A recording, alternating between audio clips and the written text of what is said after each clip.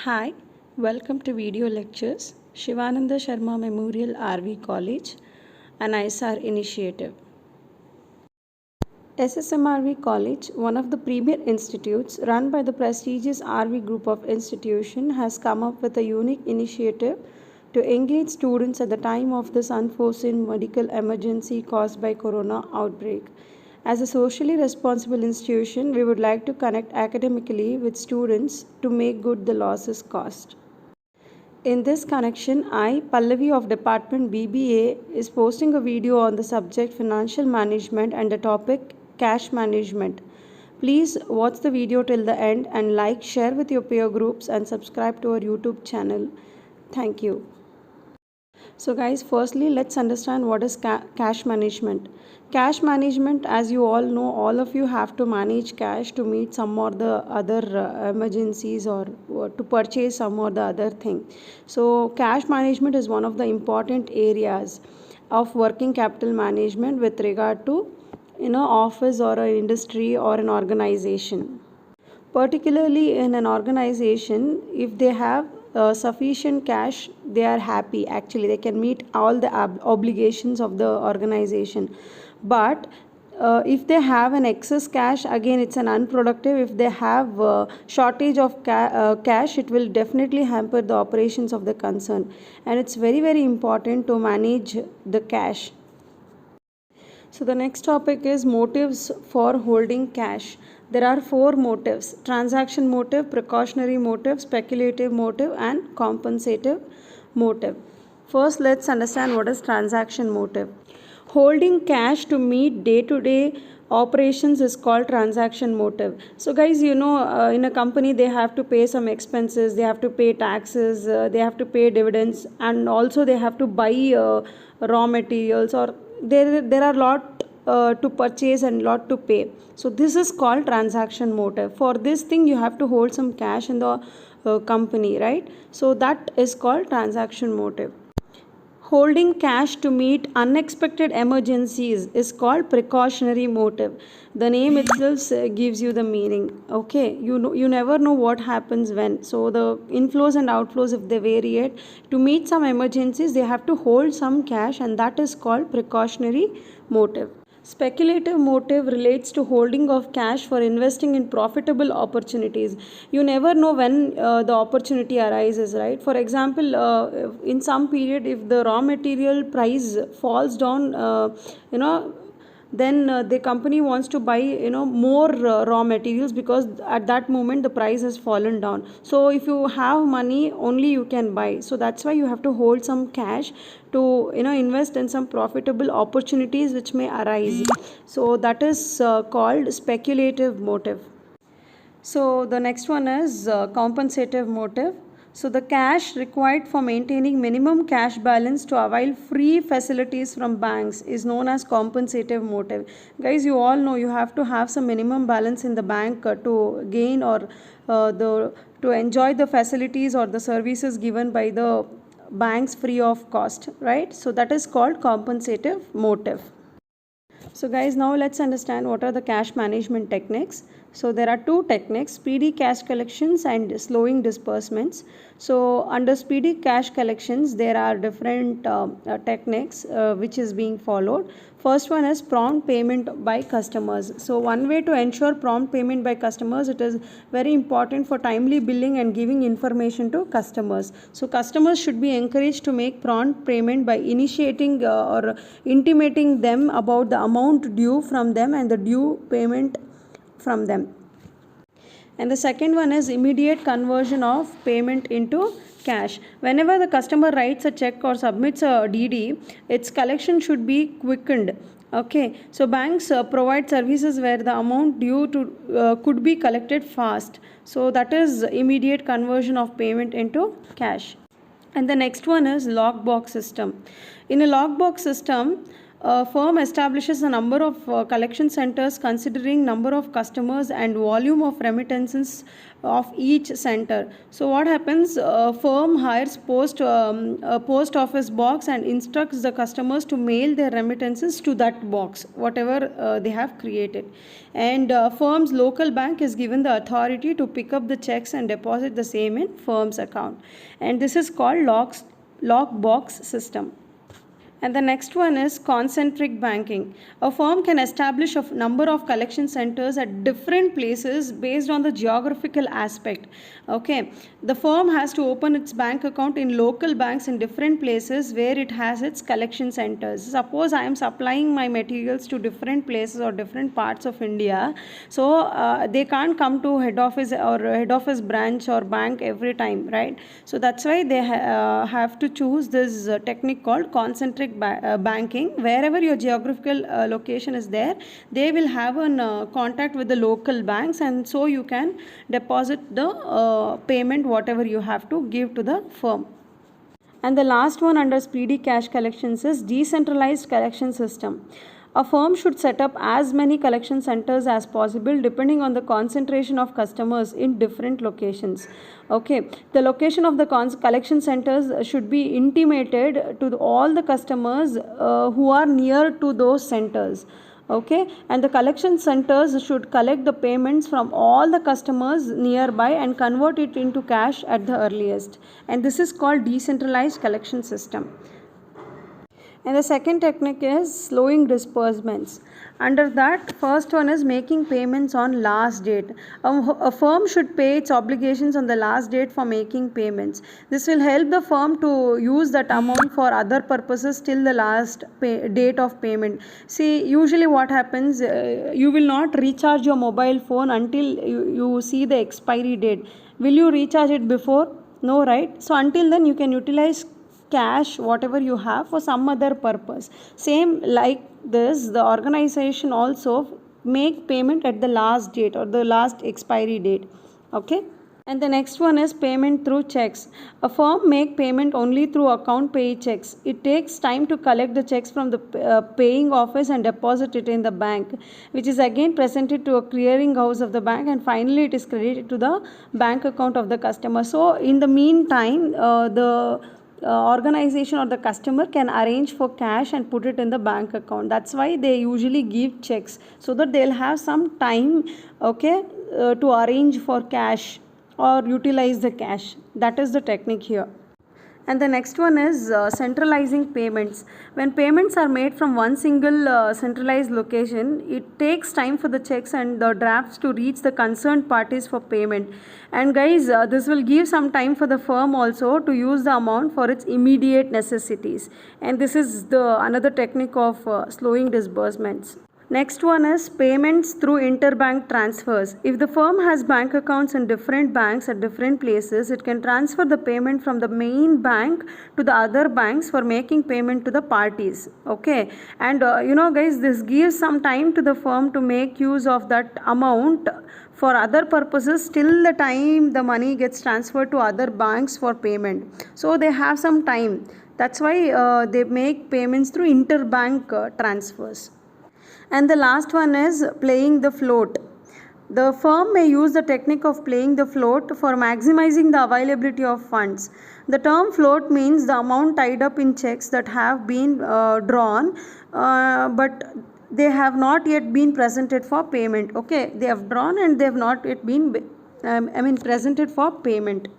So there is always a time lag between the issue of checks and issue of checks by the firm and its actual presentation for payment. So that time lag or that time period, they utilize it. So these are the two different cash management techniques. Hope you all understood. So now let's discuss the pro forma of cash budget. Simple it is, okay, cash receipts minus cash payments is nothing but the closing balance of that particular month. It is cash receipts minus cash payments. So you all know what is receipt. Money coming inside the organization, cash inflow or money coming inside the organization is cash receipt, and money going outside the organization is called payment. Okay, so under cash receipts, opening balance is there, cash sales, receipts from debtors, commission received, interest on investments, loans raised, other receipts. So these are the cash receipts. Let's see what are the cash payments. Cash purchases, payment to creditors, wages, factory overheads, administrative overheads, selling and distribution overheads, sales commission, bonus paid, dividend paid, tax paid, capital expenditure. Other payments are called cash payments. Anything which is paid in cash only, okay, is called cash payment, and anything is received in cash only will be considered under the cash receipts. Please keep this in mind. Okay, so when you minus the cash receipt and cash payment, you will be getting the closing balance, or the which becomes the opening balance of next month. So now let's look at the illustration. The following details relating to manufacturing firm are available. So the figures of November, December are actual, whereas those pertaining to January to April are projected. We have to do it. Okay, so we have month-wise details: November, December, January, February, March and April. They have given the sales, purchases, they have given wages, manufacturing expenses and administrative wages. So this is the available information. Let's see what are the adjustments now. The following details are also available. Okay, the first adjustment is 20% of sales are on cash basis. So the remaining amount is collected in 2 equal installments in the following 2 months. So guys, please understand this adjustment. So out of the available sales, 20% is cash sales. So that is what we need. And the remaining amount is collected in 2 equal installments in the following 2 months. Following 2 months means, if it is January, then December, November and December's will be given in following 2 months. Okay, so what is that? Remaining is credit sales. So that is nothing but receipt from debtors. So the next adjustment is suppliers of material offer a credit period of 1 month. So this is for payment to creditors. So 1 month time they give. Okay. Then next adjustment is 25% of wages of manufacturing expenses are paid in the following month.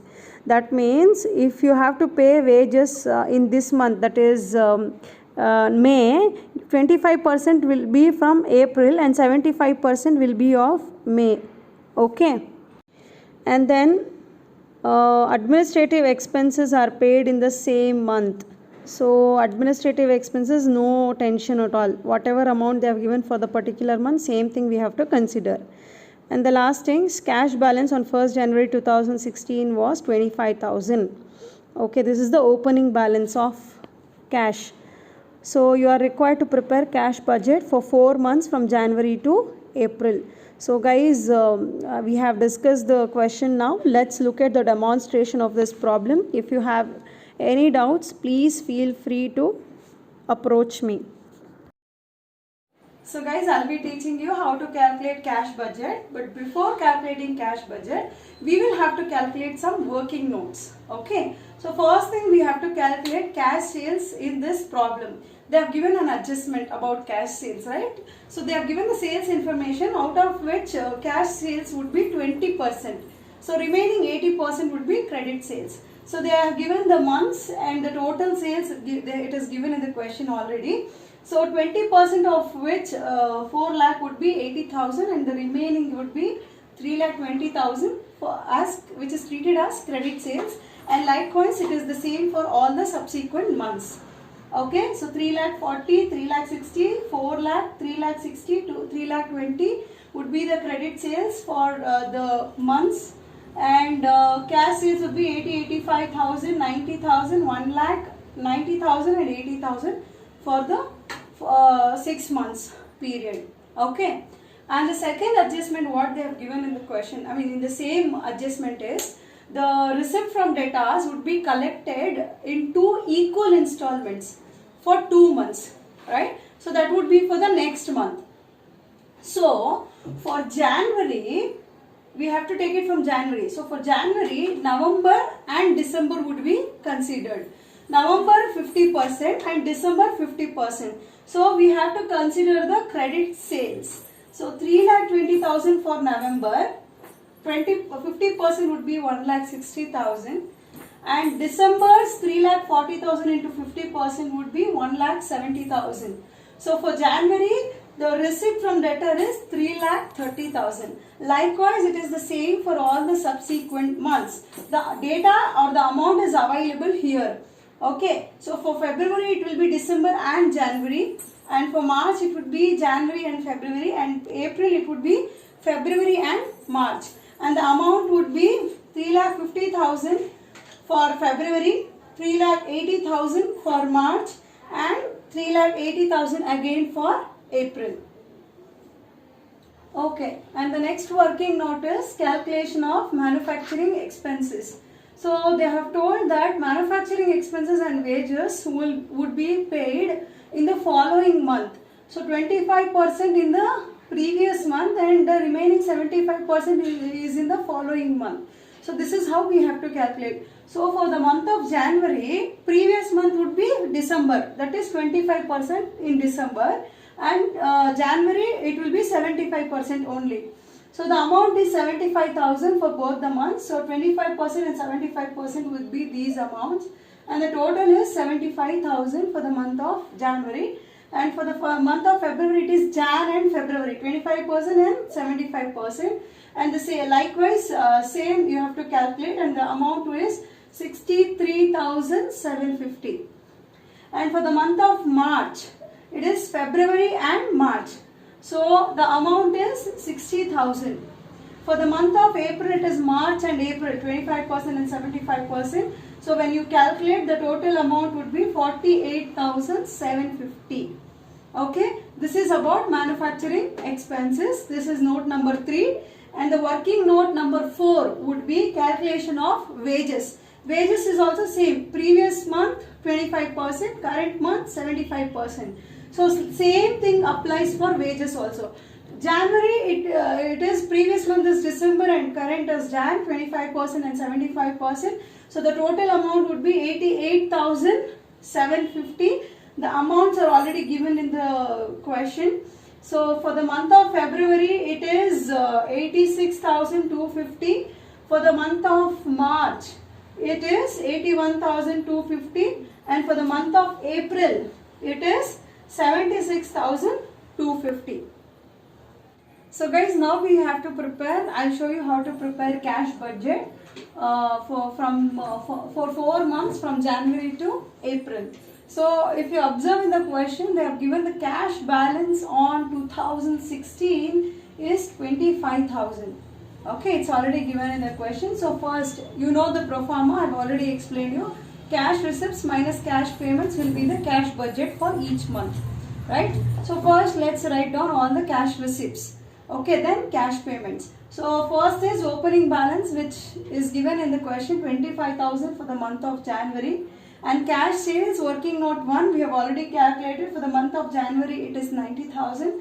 And receipt from debtors also we have calculated. Working note number 2, it is 3,30,000. So when you add, total receipts would be 4,45,000. So cash payments, payment to creditors. See, if you observe, they have given in the adjustment, it is given for 1 month prior.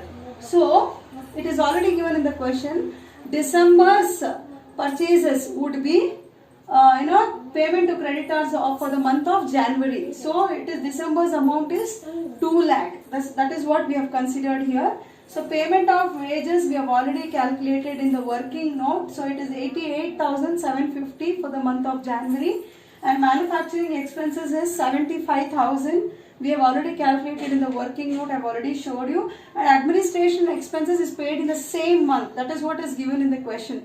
So for the month of January it is 40,000. So total receipts is 4,03,750. So the cash budget for the month of January is 4,45,000 minus 4,03,750. So it is 4,41,250. It is 41,250. Okay.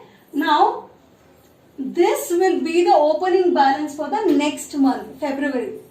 Understood, guys? So 41,250 will be the opening balance for the month of February. So likewise same cash sales, receipt, everything we have already calculated in the working notes. We have to put all the amounts, and the closing balance for the month of February is 91,250. Again it will become the opening balance for the month of March. So after putting all the data or the amounts we have already calculated or which is there in the question. So again the cash budget for the month of March is 1,55,000. So it will become the opening balance for the month of April. So again cash sales for April, when we put all the data or the amounts we have calculated or whatever is there in the question. So the last closing balance of the cash budget or the closing balance would be 2,90,000 for the month of April. So hope you all understood. Thank you. Thank you for watching. Please don't forget to like, share and subscribe. Have a good day.